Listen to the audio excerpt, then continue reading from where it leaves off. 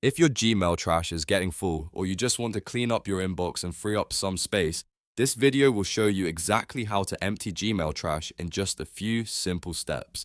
This is a quick and easy process, and once you do it, all the emails in trash will be permanently deleted, so make sure you only continue if you're ready. If this tutorial helps you out, go ahead and hit the like button and subscribe for more easy tech guides just like this.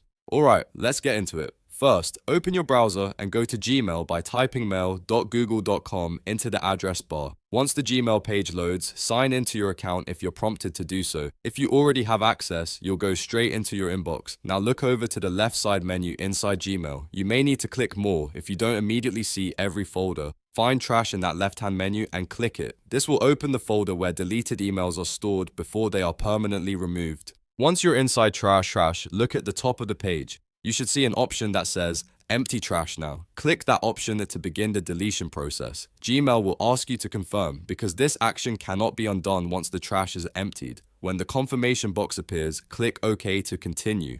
After that, Gmail will permanently delete all emails currently sitting in the trash folder. Depending on how many messages are in there, it may take a moment, but once it's finished, your trash will be completely empty, and that's all there is to it. You've now successfully emptied Gmail trash and removed all of those deleted emails for good. It's a great way to keep your account organized and make sure old messages don't keep taking up space.